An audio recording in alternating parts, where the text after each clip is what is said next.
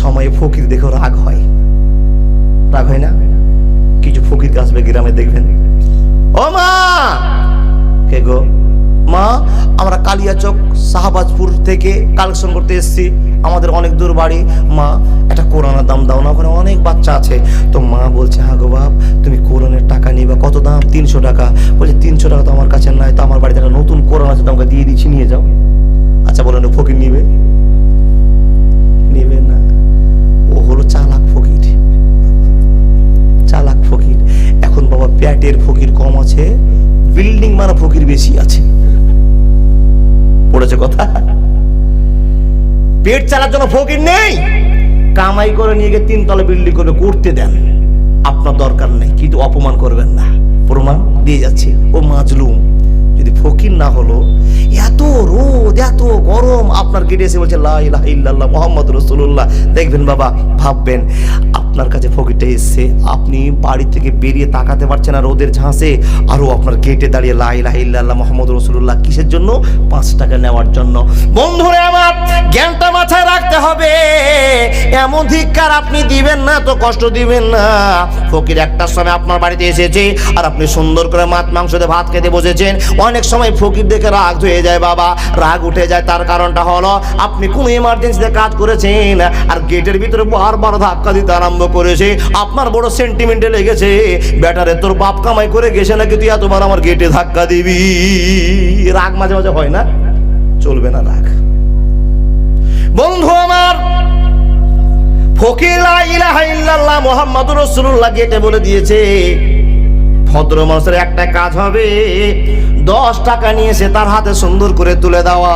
যদি ফকির দেখে দয়া লাগে, যদি আপনি আরো নাম্বার নিতে চান, তো ফকিরটাকে বাড়ির ভিতরে ঢোকান, ঘরে নিয়ে যেতে হবে না, পর্দার সাথে রাখতে হবে, পরিবার সঙ্গে বন্ধুত্ব রাখতে হবে না। ওই লোকটাকে ফ্যানের ভিতরে চেয়ারের মধ্যে বসিয়ে দিয়ে একটু আপ্যায়ন করুন। বাবারে, আপনি এত রোদে কেন হেঁটে বেড়াচ্ছেন? আপনার কত অসুবিধা হয়েছে? ও ফকির বাবা, তোমার কি খুবই অসুবিধা হয়েছে? এত রোদে মানুষ বের হতে পারে না, তুমি বের হয়ে গিয়েছো। লোকটাকে একটু বসে পানি খাওয়ার, একটা বিস্কুট কিনে দেন। বাপজান, ওই ফকির বসে বসে দোয়া করবে, আল্লাহ তার মালে বরকত দাও, কামাইতে বরকত দাও। এই আল্লাহর বান্দা যদি দোয়া কবুল হয়ে যায়, তারপরে আপনি কোটিপতি হবেন, লাখপতি হবেন, রিহাই থাকবে না, থাকবে না, থাকবে না। কিন্তু বন্ধুরা আমার, যত ফকির আছে গেটের বাইরে থাকবে। ঠিক বললাম না ভুল বললাম?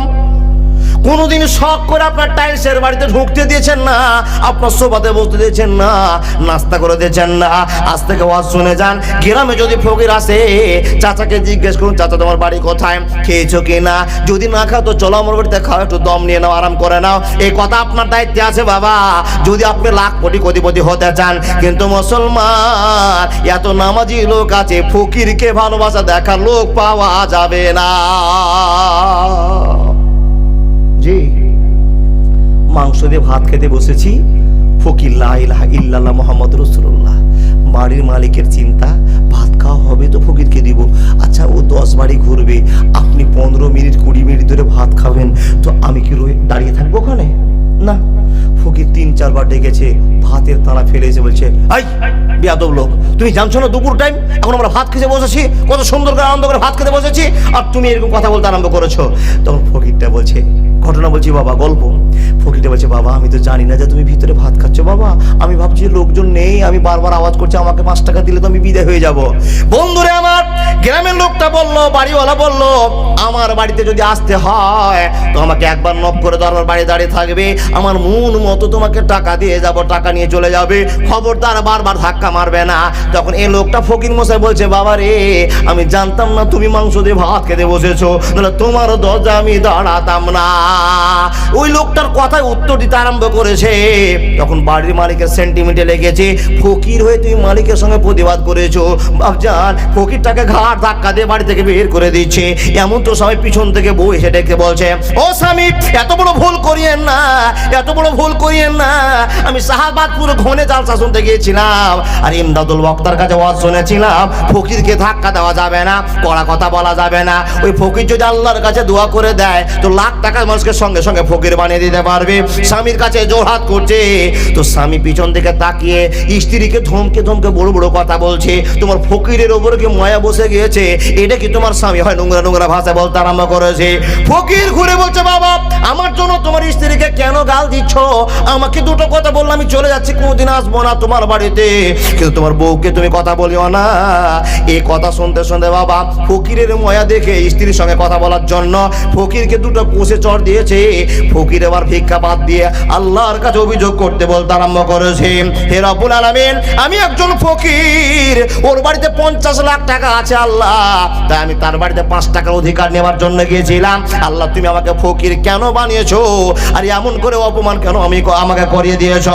রব্বুল আলামিন, একই মানুষ, একই চেহারা, একই বডি, কারো বাড়িতে একটা মানুষকে দাঁড়িয়ে থাকবে, এটা অপমানজনক। মাবুদ গো, তোমার কাছে আমার বিচার হয়ে গেল। ই আল্লাহ, তুমি আমাকে বিচার করে দাও, বিচার করে দাও। আমি কোন অপরাধ করলাম? ফকির হয়েছি কার কারণে? আল্লাহ তুমি আমাকে ফকির বানিয়েছো, আর তোমার কাছে বিচার চাই। দুনিয়ার আদালতের বিচার হবে না মাবুদ, তোমার আদালত আমি বিচার চাই। একবার তুমি আমার বিচার করে দাও। আমার গায়ে হাত দিল কেন? একবার জোরে বলো না, নারাই থাকবে। ফকির কাঁদতে কাঁদতে এক দরজা থেকে আর এক দরজা চলে গেল। এই লোকটা স্ত্রীর কাছে গিয়ে স্ত্রীকে রাগ সামলাতে না পেরে স্ত্রীকে 2 চড় দিল, মানে ফকিরকে 2 চড়, স্ত্রীকে 2 চড়। ভাত খাওয়া বাদ দিয়ে দিল।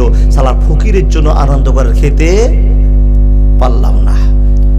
স্ত্রীকে রাগারাগি করতে গিয়ে স্ত্রী আবার বলছে, স্বামী গরিব মানুষকে এরকম অপমান করতে হয় না। জ্ঞান দিতে এসে বাবা জ্ঞানটা উল্টা হয়ে গেল। কিছু দেখবেন, কিছু লোকে দেখবেন স্বামীটা হলো কি আবু জাহাল আর স্ত্রীটা নেককার, আছে না বাবা? স্ত্রীটা আসিয়া, স্বামীটা ফেরাউন, কি বলেন? আছে না? স্ত্রী স্বামীকে বুঝাতে গিয়ে উল্টা হয়ে গেল। একই মজলিসে বসে স্ত্রীকে তালাক দিয়ে দিল। নাউজুবিল্লাহ বলুন। স্ত্রী কাঁদতে কাঁদতে বাপের বাড়ি, কাঁদতে কাঁদতে বাপের বাড়ি, কাঁদতে কাঁদতে বাপকে বলছে, আব্বা এই থেকে ঘটনা ঘটে গেল। ইমানদার বাপ বলছে, বেটিরা আল্লাহকে বিচার দাও, আল্লাহ ছাড়া বিচার কেউ করতে পারবে না। তোমার স্বামী তুমি জ্ঞান দিতে গিয়েছো, অধিকার ছিল জ্ঞান দেওয়ার, তুমি দেখে খারাপ হয়ে গেছে, তোমাকে তালাক দিয়ে দিয়েছে। তুমি আল্লাহকে বিচার দিয়ে দাও, সহ্য করে নাও। আমানুস বেরু অসবেরু, ধৈর্য ধরাটা অতি কষ্ট, কিন্তু এর ফল অত্যাধিক ভালো হবে। বেটি ধৈর্য ধরে নাও, patient is better it force very sweet. এই বেটি শুনে নাও, ধৈর্য ধারণ করাটা খুবই কষ্ট হবে, কিন্তু এর স্বাদ বড় ভয়ঙ্কর হবে। নামাজি বউরা আমাদের দিন কাটায়, আল্লাহকে বিচার দেয়, আল্লাহ কি অপরাধ করলাম? ফকিরকে সাহায্য করতে গিয়ে কি আমার ভাত ছুটে গেল? এটাই কি আমার সাদা ছিল? আল্লাহ বিচার চলে, আর এদিকে ফকির বিচার দিয়ে দিয়েছে। এ বন্ধু শুনে নিন, রব্বুল আলামিন বলছেন, মাকারু ওয়া মাকার আল্লাহু ওয়াল্লাহু খায়রুল মাকিরিন।